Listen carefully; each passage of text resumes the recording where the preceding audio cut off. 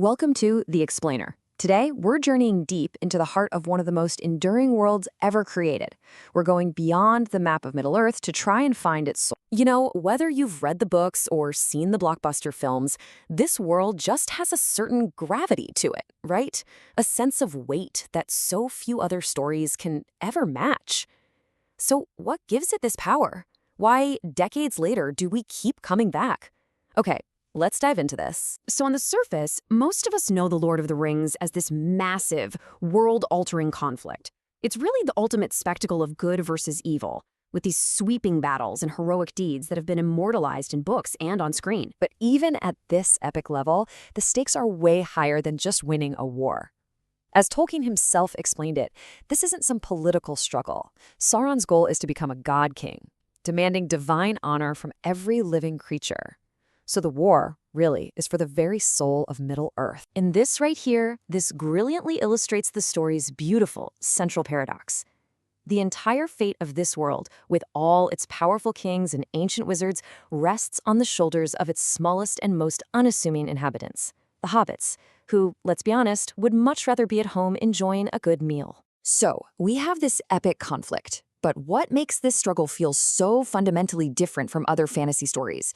This is where we get to peel back the first layer and really look at the moral heart of the story. The ultimate evil in this world isn't some dragon or, a generic dark lord. It's the ring. And its purpose isn't just destruction. It's the complete removal of choice. It wants to dominate and enslave every single will, erasing the very thing that makes heroism possible in the first place. This whole conflict is just perfectly captured in the two sons of Gondor. Boromir, he sees the ring as a weapon, right? A tool for physical victory no matter the cost. But his brother, Faramir, he gets it. He understands that some victories just aren't worth the price. He defines a line that cannot be crossed, and it asks this crucial question: for what values are we willing to suffer defeat? This idea of choice, it's literally baked into the DNA of Tolkien's universe. He called it the flame imperishable, this divine spark of free will, given by the creator, Ilúvatar, to all his children. It's the one thing that the great enemy, Morgoth, and his servant Sauron could never create. They could only corrupt it. And this makes the choice to resist evil not just a good idea, but the absolute highest virtue. But here's the thing. These moral choices, they don't happen in a vacuum. As Gandalf suggests here, there's a sense of providence at play, a kind of guiding hand that seems to work through the free choices of good people. It implies that even a seemingly random event, like Bilbo just happening to find the ring, wasn't random at all, but part of a larger, purposeful design that rewards hope and virtue. A divine spark, moral victories, a sense of providence. I mean, these are some deep, powerful themes. But what gives them such weight, such sincerity? Well, to understand that, we have to understand the man who imagined them. J.R.R. Tolkien wasn't just a fantasy author. This was a man who was a veteran of the industrial slaughter of World War I. He was a world-renowned professor of ancient languages and myths, a devout Catholic, and a member of that famous literary circle, the Inklings. Every single one of these experiences shaped his world. His ambition was, well, staggering. He felt that England lacked a real mythology of its own, not like the great sagas of the Norse or the legends of the Greeks. So he just set out to create one, a legendarium that would feel, as he said, redolence of our air. He didn't see himself as just making things up out of thin air. No, he called his process subcreation. He believed that myth wasn't a lie, but was, quote, invention about truth. He felt he was more like an archaeologist, discovering and piecing together the fragments of some great lost story that spoke to universal truths about courage, evil, hope, and loss. So, and this is the crucial point, his own life is woven directly into the soul of Middle-earth.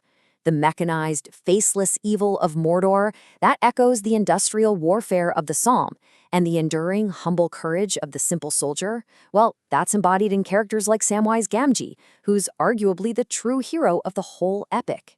This personal history, it doesn't just shape the themes of the world, it shapes the world itself. All right, now we peel back the final layer. And honestly, this is the one that gives Middle-earth its incredible sense of depth and reality.